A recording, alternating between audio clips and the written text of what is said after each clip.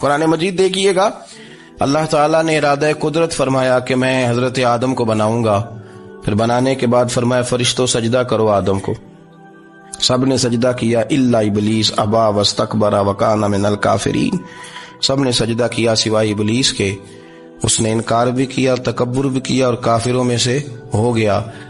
تو یہ جب اللہ تعالیٰ نے سجدہ کرایا تو کیسے کرایا؟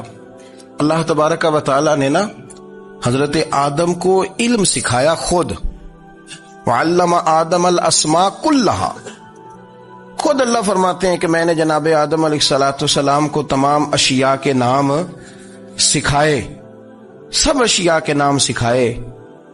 تو وہ چیزیں پھر میں نے نا، اللہ فرماتے ہیں میں نے فرشتوں پہ پیش کی، میں نے کہا کہ بتاؤ ان کے نام کیا ہے، تو فرشتوں نے جو جواب دیا وہ سمجھنے والا ہے۔ اللہ نے چونکہ خود علم سکھایا تھا حضرت آدم کو، جناب آدم سکھایا تھا، لیکن فرشتوں کو نہیں سکھایا تھا۔ تو اللہ کریم نے فرمایا فرشتوں اب یہ بتاؤ ان چیزوں کے نام کیا ہیں؟ تو فرشتے کیا کہتے ہیں؟ فرشتے عرض کرتے ہیں قالوا سبحانک لا علم لنا۔ آپ کبھی یقین کریں اس چیز کی لذت لے تو مزہ آ جائے۔ کہا قالوا سبحانک، کہنے لگے تو پاک ہے۔ قالوا سبحانک، کہنے لگے تو، بھئی آدم علیہ السلام کو نام سکھا لیے، پھر فرشتوں کے سامنے وہ چیزیں پیش کر کے کہا ان چیزوں کے نام بتاؤ، تو فرشتے کیا کہتے ہیں؟ کہتے ہیں قالوا سبحانک، تو پاک ہے، لا علم لنا، ہمارے پاس کوئی علم نہیں، الا ما علمتنا، ہمیں تو اتنا پتہ ہے جتنا تو نے ہمیں سکھا دیا ہے، ہمیں تو اتنا پتہ ہے جتنا تو نے ہمیں، لا علم لنا، ہمارے پاس کوئی علم نہیں ہے، اتنا ہی پتہ ہے جتنا تو نے ہمیں سکھا دیا ہے، اس سے زیادہ ہمارے پاس علم۔ اور یہ کیوں تو نے ہمیں جتنا سکھایا اتنا پتہ ہے؟ فرشتے یہ نہیں کہتے یا اللہ تو زیادہ سکھا، آدم کو دیا تو ہمیں بھی دے، یہ نہیں فرمایا، فرمایا انکا انت العلیم الحکیم، اے اللہ تو علم والا بھی ہے اور حکمت والا بھی ہے، تجھے پتہ ہے کس کو کتنا دینا ہے، جتنا تو نے مناسب سمجھا جناب آدم کو دیا، اور جتنا تو نے بہتر سمجھا وہ تو نے ہمیں عطا فرمایا۔ تو اگر آپ کے پاس علم ہے، کہیں نالج ہے، اس کو اللہ کی عطا سمجھیں۔ ہمارے ہاں بہت سارے لوگ بن کے بیٹھ جاتے ہیں، میں اکثر کہتا ہوں کہ پھر وہ دعوے کرتے ہیں میرے علاقے والے جاہل ہیں، میرے شہر والے جاہل ہیں، میرے خاندان والے پڑھے نہیں، یہ آپ کا دعویٰ ہے، یہ آپ کو خراب کر دے گا۔ ہم نے بہت سارے ایسے لوگ دیکھے جو بہت بڑے عالم تھے، لیکن اللہ جب لینے پہ آیا تو عقل ہی لے گیا، شعور ہی چلا گیا، حافظے ختم ہو گئے۔ آپ دیکھتے ہیں بڑھاپے میں کچھ لوگ ایسے ہوتے ہیں کہ جن کو یہ بھی یاد نہیں رہتا کہ میرا نام کیا ہے، میں کہاں ہوں، مجھے کدھر جانا ہے۔ اس وقت سے اللہ کی پناہ مانگیں اور اپنی نظر اپنے رب کریم کی جانب رکھیں، اللہ کی جانب اپنی نظر کو مبذول رکھیں۔ دوسری بات، علم کے بعد ایک چیز آتی ہے جس کا نام ہے ہدایت، جس کا نام ہے تقوی، جس کا نام ہے پرہیزگاری، جس کا نام ہے عمل، عبادت، ریاضت۔ یہ بھی اسی وقت ہی نصیب ہوتی ہے جب میرا رب کریم نصیب فرما دیتا ہے۔ ہم نے نا نیکی کا اپنا اپنا سٹیٹس بنا لیا ہے، اپنا اپنا معیار بنا لیا ہے۔ کچھ لوگ کہتے ہیں کہ جناب مسجد میں سیمٹ کا توڑا دینے سے بہتر ہے کسی غریب کو آٹے کا تھیلا دے دو۔ اب اس نے اپنا مزاج بنا لیا نا نیکی کا، اس نے اپنا سٹیٹس بنا لیا۔ میرا یہ سوال ہے کہ نبی پاک صلی اللہ تعالی علیہ وسلم جب مدینہ شریف آئے تھے تو حضور نے سب سے پہلے غریبوں میں آٹا تقسیم کیا تھا کہ سب سے پہلے مسجد بنائی تھی؟ کیا عجیب لوگوں کا رنگ ہے، اپنی مرضی کی ہدایت، اپنی مرضی کا تقوی، اپنی مرضی کا معیار۔ مسجد کوئی بڑا چھوٹا خطیب بھی میری طرح کا ہو نا، تو وہ مسجد میں بیٹھ کے جب نبی پاک کی بات کرتا ہے تو کہتا ہے میرے رسول پاک غریبوں کا سہارا بن کے آئے۔ وہ غریبوں کی بات کرتا ہے، مسکینوں کی، لاچاروں کی، کمزوروں کی بات۔ تو مسجد ہی تو وہ ادارہ ہے جہاں سے غریبوں کی بات ہو رہی۔ تو اب لوگوں نے غریب کو اور مسجد کو لڑانا شروع کر دیا، اس کو لڑاؤ کہ مسجد میں پیسے دینے سے بہتر ہے آپ غریب کو آٹے کا تھیلا دے دیں۔ آپ یہ کیوں نہیں کہتے کہ مسجد میں بھی آپ توڑا دیں ایک سیمٹ کا اور ساتھ غریب کو بھی خدمت کریں؟ یہ کیوں نہیں تقویٰ؟ اپنی اپنی مرضی کا مزاج، اپنی اپنی۔ کچھ لوگ کہتے ہیں چھوڑو جی، ساری زندگی انسان نماز پڑھتا رہے اور پھر گالیاں بھی دیتا رہے، بندہ داڑھی بھی رکھ لے اور جھوٹ بولنا بھی نہ چھوڑے۔ تو یہ آپ نے اپنے پاس سے تقوی کا معیار بنایا۔ گالی دینے کا گناہ ہے اور داڑھی رکھنے کا ثواب ہے۔ تو اگر آپ داڑھی رکھے ہوئے ہیں اور آپ کوئی غلطی کر رہے ہیں تو اس سے آپ کی داڑھی کا ثواب ختم، اللہ کرے آپ کو سمجھ آئے میری بات کی. آپ کوئی غلطی کر رہے ہیں، داڑھی کا ثواب اس سے ختم، وہ اپنی جگہ پہ قائم ہے چیز. اپنی مرضی کا کیوں تقوی کا معیار بناتے ہیں؟ تقوی کا مزاج اپنی مرضی کا نہ بناؤ. اللہ کی بارگاہ سے دعا مانگو کہ یا اللہ ہمیں ہدایت کا نور عطا فرما. اللہ تو ہمیں رستہ دکھا، تو بتا کہ ہدایت کیا ہے. تو رب فرماتا ہے اللہ ولی الذین آمنوا، اللہ مومنوں کا مددگار ہے. یخرجہم من الظلمات الی النور، وہ انہیں اندھیروں سے نکالتا ہے اور نور کی طرف روشنی عطا فرماتا ہے. اندھیروں سے نور کی طرف اللہ لاتا ہے. اللہ ولی، اللہ مومنوں کا ولی ہے، وہ انہیں اندھیروں سے نور کی طرف نکالتا ہے. ہدایت ہمیشہ اللہ کی طرف سے سمجھے. جب وہ نماز کی توفیق دیتا ہے تو اپنے فضل سے دیتا ہے، جب وہ ذکر کی توفیق دیتا ہے تو اپنے فضل سے. ہم سمجھتے ہیں ہو جی فلانا نہیں پڑھ رہا بڑا بیوقوف ہے، فلانا نہیں پڑھ رہا، تو تم کیا اپنی عقل کے زور پہ پڑھ رہا ہے؟ میں جی اللہ کے فضل سے 2 سپارے پڑھتا ہوں، تو کس پہ احسان کرتے تو 2 سپارے پڑھ کے رویا کر. کہ اگر مالک تو بڑا قریب نہیں، بڑے لوگ ہیں جن کو پورا قرآن حفظ ہے پر انہیں پڑھنے کی توفیق نہیں، تو انہیں فضل کیا اور مجھے توفیق دے دی ہے پڑھنے کی. رویا کر، پڑھ کے رویا کر. راتی ساری کر کر زاری، وہ نیند اکھاں تھی توندے تے فجرے اوہی گناہگار کہاون سب تو نیوے ہوندے. مہربانی کریں، ڈریں، نیکی کریں تو پھر ڈریں، پھر احساس پیدا کریں، پھر اپنے اندر وہ کمزوری لائیں کہ توبہ توبہ مجھے تو پتہ ہی نہیں، تو جانتا ہی نہیں. حضرت سیدنا امام اعظم ابو حنیفہ رحمت اللہ تعالی علیہ کے ساتھ ایک شخص کہتا میں نے نماز پڑھی، تو عشاء کی نماز تھی. یہ جو لوگ بڑے ہوتے ہیں نا،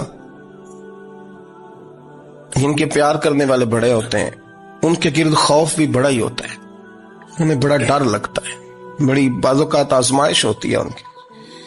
عشاء کی نماز کہتے پڑھی تو امام صاحب نے نا عشاء کی نماز میں تلاوت کی آیتیں فَمَن يَعْمَلْ مِثْقَالَ ذَرَّةٍ خَيْرًا يَرَهُ وَمَن يَعْمَلْ مِثْقَالَ ذَرَّةٍ شَرًّا يَرَهُ. فرمایا جو ذرہ برابر خیر کرے گا وہ بھی قیامت میں دیکھے گا، اور جو ذرہ برابر شر کرے گا وہ بھی قیامت میں اس شر کو دیکھے گا، اس کے سامنے آئے گا. تو وہ شخص کہتا ہے کہ سارے لوگ نماز پڑھ کے چلے گئے تو امام صاحب رحمت اللہ علیہ نے اپنی داڑھی پکڑی، رو رہے ہیں. کہتے ہیں وہ ذرہ برابر نیکی کا بدلہ دینے والے، وہ ذرہ برابر شر پہ سزا دینے والے میری سفید داڑھی کو دیکھ. مالک میرے ذرے ذرے سامنے نہ لانا. لوگ تو میری بڑی قدر کرتے ہیں دنیا، میں تو بڑا پہچانا جاتا ہوں، لوگ تو میری راہوں میں پھول لیے کھڑے ہوتے ہیں، مجھے بڑا نوازتے ہیں. قیامت میں رسوا نہ کر دینا، میرے لیے مشکل ہو جائے گی. وہ کہتے ہیں میں نے امام صاحب کا درد دیکھا، مجھے کوئی کام تھا تو میں چلا گیا. میں نے کہا کہ وہ اس وقت اللہ کے حضور حاضر ہیں تو میں دوبارہ آؤں گا. کہتے ہیں میں تہجد کا وقت آیا تو امام صاحب وہیں بیٹھے تھے اور ان کی داڑھی آنسوؤں سے بھری ہوئی تھی اور زور سے داڑھی پکڑی ہوئی. کہنے لگے مالک رسوا نہ کر دینا، قیامت میں رسوا نہ کر دینا. یار جو ہدایت یافتہ لوگ تھے وہ تو ڈرے ہوئے تھے، وہ تو سہمے ہوئے تھے. وہ تو کہتے تھے یہ اس کا فضل نہیں، اس نے بلا لیا، یہ اس کا کرم نہیں. حضرت باعزید بستامی کسی کافر کو دیکھتے تو رو پڑتے، کہتے مالک تو کتنا قریب ہے، یہ بے ایمان رہ گیا، تو نے اپنے فضل سے مجھے اپنے نبی کا غلام بنا لیا. وہ رو پڑتے. یہاں تو لوگوں کا دعویٰ ہی بڑا ہے. نمازی اللہ خیر فرمائے وہ تو دوسروں کو گھورتا ہے، وہ کہتا ہے جنت کا میں مالک ہوں، کنجیاں میرے پاس ہیں، میں کسی اور کو گھسنے نہیں دوں گا. اور اگر 2-3 حج کر لے تو پھر تو وہ کہتا ہے کہ اب میرے سے پوچھ کے لوگ جنت میں جائیں گے معاذ اللہ. اور اگر وہ 2 4 5 7 دفعہ کوئی نفل پڑھ لے تو پھر وہ کہتا ہے چھوڑیں جی سارے لوگ بے عمل ہیں، میں اکیلا نیک ہوں.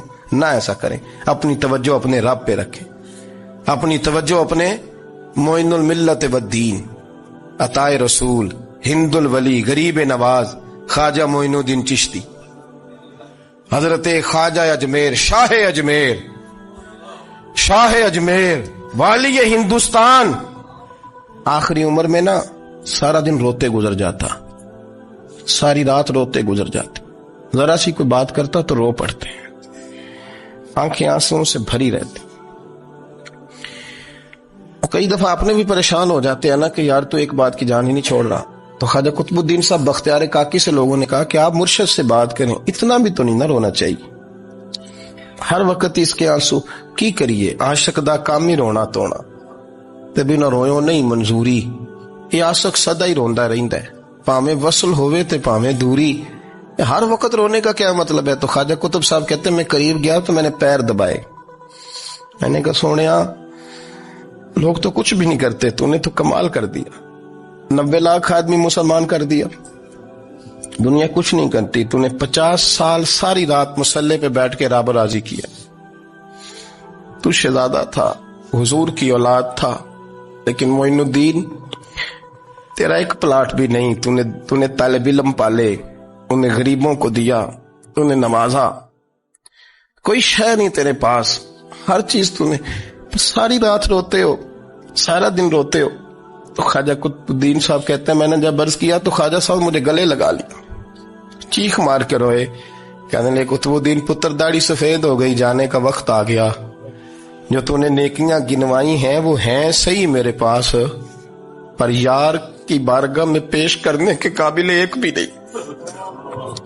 بھی نہیں، تو بارگاہ تو دیکھ کتنی بڑی ہے، رسول کریم کی بارگاہ میں پیش کرنے کے قابل ان میں سے ایک بھی نہیں، تو آستانہ دیکھ کتنا بڑا ہے، کیا پیش کروں گا، کیا عرض کروں گا حضور کی بارگاہ میں، کس طرح؟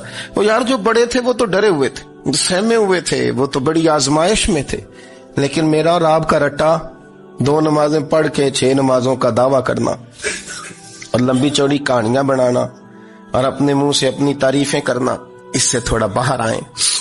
رزق بھی میرا اللہ ہی دیتا ہے، علم بھی اللہ دیتا ہے، رزق بھی۔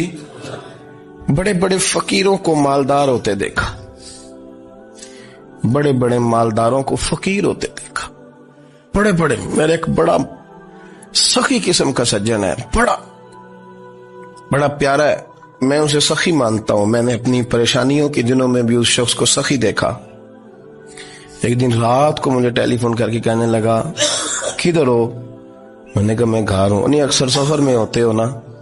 میں نے کہا طبیعت کیسی ہے؟ ٹھیک ہے، بس حال چال پوچھنا تھا۔ میں نے سمجھا، میں نے کہا یار یہ کوئی مسئلہ ہے، ورنہ رات کے 2 بجے کوئی حال پوچھنے کو فون تو نہیں نہ کرتا، کوئی مطلب ایسا تو مسئلہ نہیں نا۔ تو میں نے بیک کال کی، میں نے کہا یار میری بات سن، مسئلہ کیا؟ کہ نہیں کچھ نہیں دل کر رہا تھا۔ میں کہا میری گل سن، رہے ہیں اسی 4-5 سال کٹھے، میں تین جاننا، اصل بات کر۔ کہنے لگا مکان بھی بڑا ہے، سارا کچھ ٹھیک ہے، پر وہ بڑا ہی بے نیاز ہے، کچھ حالات اس قسم کے آ گئے ہیں کہ لوگوں کو بتاؤں بھی تو لوگ ماننے کو تیار نہیں، زیادہ نہیں، مجھے نا تھوڑے سے پیسوں کی ضرورت ہے، کوئی 15-20 ہزار اگر مل جائیں، میری ضرورت۔ آپ یقین کریں میں روتا رہا ساری رات۔ میں نے کہا مہربانہ تیرا کس طرح کریں گے، اس سے لے کے زمانہ استعمال کرتا تھا، پر بے پرواہی ویخ نہ سجڑ دی، جتھے کسے دی پیش نہ جاوے، انہیں تاجا والے در در رولے تے منگتیاں تخت بٹھاوے۔ سجنا کسے نو کارا مل دئی، کوئی کعبے خالی آوے، واللہ خیر الرازقین، فقط تو دائیں بائیں نہ جا، رزق تو تجھے میں دوں گا، میں ہوں بہتر رزق دینے والا۔ بڑے بڑے بادشاہ، بڑے بڑے شہنشاہ، بڑے بڑے لوگ، ہاتھوں میں کاسے، فقیریاں۔ ام ربیعہ کہا کرتی تھیں، بڑی نیک اور صالح خاتون تھیں، وہ کہتی ہیں کہ میں نا بڑے امیر آدمی کی بیوی تھی، اپنے شوہر کے ساتھ چھت پہ بیٹھی تھی تو نیچے فقیر مانگنے والا آیا، اس نے بڑے درد سے صدا کی تو میں نے اپنے شوہر سے کہا کچھ دے دے، کہا دفع کر، ان لوگوں نے دھندا بنایا ہوا ہے۔ کہتی میں میکے سے بھی بڑا مال لے کے آئی تھی، میرے ماں باپ بڑے امیر تھے، تو میں نے نا چوری اپنے خامہ سے نظر بچا کے باتھ روم جانے کے بہانے گئی اور نیچے جا کے 5 دینار میں نے اس فقیر کی ہتھیلی پہ رکھے۔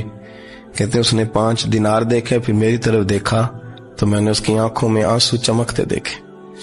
کہنے لگے بی بی رب تیرا بھلا کرے، میں 3 دنوں کا بھوکا ہوں۔ کہ وہ چلا گیا، میں گھر آ گئی، جب باہر آئی تو میرا شوہر کہنے لگا تو اتنی اب اتنی تو تیز ہو گئی ہے اور تو اتنی خود مختار ہو گیا، میرے بغیر پوچھے مال خرچ کرے گی، جا تجھے 3 طلاقیں۔ کہتی میں بالدار اور وزادار باپ کی بیٹی تھی، طلاق لے کے گھر آئی تو میرا باپ ٹوٹ گیا، چارپائی پہ چلا گیا، اوہو یہ کیا بن گیا۔ کہتی بڑی تکلیف رہی، 1-2 سال کے بعد میرے ابا نے میری شادی کر دی۔ اب جس شوہر کے پاس گئی وہ بڑا نیک تھا، پرہیزگار تھا. اللہ نے بہترین صلہ دیا. کتنی چھت پہ بیٹھی تھی, دروازے پہ فقیر آیا, میں نے شوہر سے کہا کچھ دے دوں؟ کہنے لگا 5 نہ دینا, 15 دینا, 20 دینا, میں فقیر ہوں, میں نے فقر سے دولت دیکھی ہے, اسے خالی نہ لوٹانا. کہتی ہے کہ میں نیچے گئی اور جب میں نے اس کی طرف دینار بڑھائے تو میری چیخ نکلی, پیسے پھینک کے میں بے ہوش ہو کے گری. میرا شوہر نے آ کے اٹھایا, اندر لے گیا, پانی منہ پہ چھڑکا. کہنے لگا تجھے کیا ہوا؟ کہنے لگی یہ جو مانگنے آیا یہ میرا پہلا شوہر تھا, وہی تھا جو کہتا تھا کہ تو 5 دینار دے آئیے جا, تجھے 3 طلاقیں. پڑھو نا حدیث پاک. میرے نبی پاک علیہ السلام نے فرمایا ایک بندہ گنجا تھا.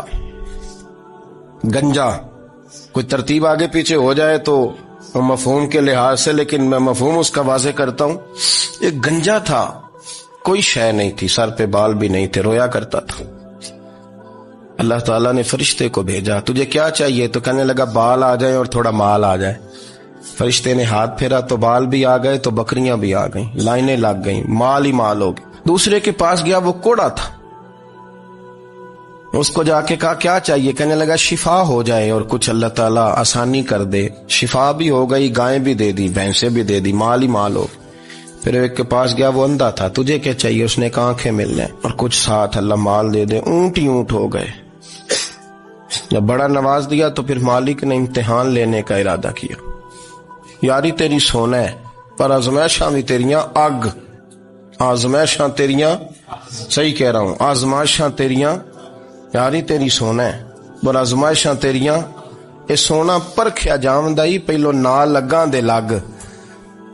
اللہ نے فرمایا آزمائش کرو. سب سے پہلے گنجے کے پاس آئے, اسے کہا اللہ کے رستے میں کچھ دیکھا نہیں لگا, میرے خرچے ہی بڑے.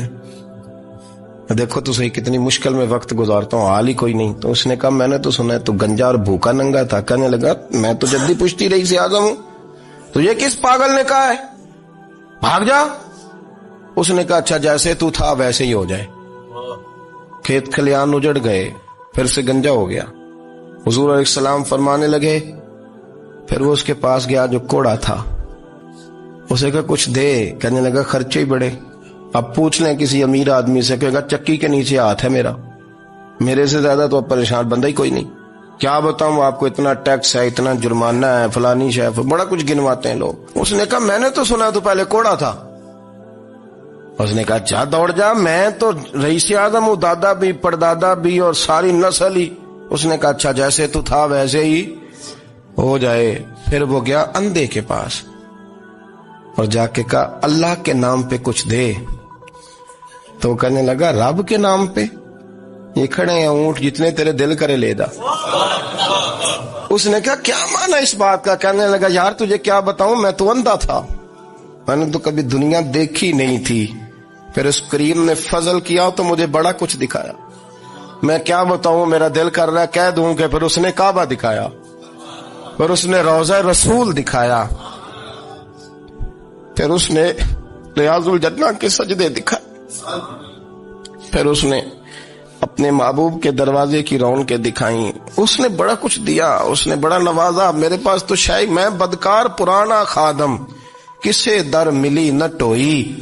اے واصف یار نے نظر جو کی تھی, پھر واصف ہی ہوئی. یہ تو اس کا کرم ہوا. تو یہ وہ کہنے لگا تو اللہ کے نام پہ جان مانگ, میں وہ بھی دینے کو تیار. میرے پاس تو شے ہی کوئی نہیں تھی, مجھے تو اپنا پتہ ہے, میں تو کوئی شے نہیں تھا, کچھ نہیں تھا میرے پاس. یہ تو ان کا کرم ہے کہ رخ ان کا ادھر ہے, اور مختصر سی میری کہانی ہے, یہ جو بھی ہے ان کی مہربانی ہے. تو وہ کہنے لگا میں بھی کچھ لینے نہیں آیا تھا, تیری آزمائش ہی کرنے آیا تھا. تیری عزتیں بھی سلامت رہیں گی, تیرا مال بھی سلامت رہے گا, تیری شفا بھی.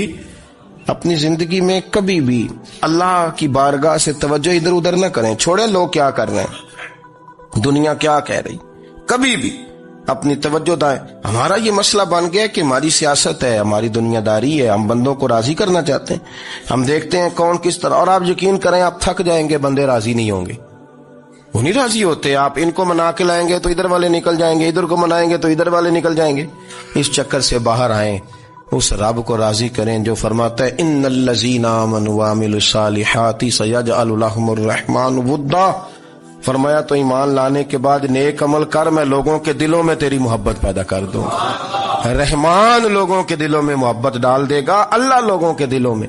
اپنی نظر ہمیشہ اپنے رب پہ رکھیں، اتنی لمبی چوڑی دنیا داروں سے امیدیں نہ وابستہ کریں۔ میں نے دیکھا ہے لوگ کا سال ایسی کرتے ہیں، کبھی اس کے دروازے پہ کبھی اس کے دروازے پہ، ان چکروں سے باہر آئیں اور اپنے رب کی بارگاہ کی طرف توجہ کریں۔ استغفار شوق سے پڑھا کریں، اور اکیلے میں نہ، اکیلے میں۔ حضرت رئیس المتکلمین مولانا نقی علی خان صاحب رحمۃ اللہ نے لکھا ہے کہ فرعون 500 سال حکومت کر گیا، یہاں تو 5 سال کی حکومت کی پیر لڑکھڑاتے ہیں، 500 سال۔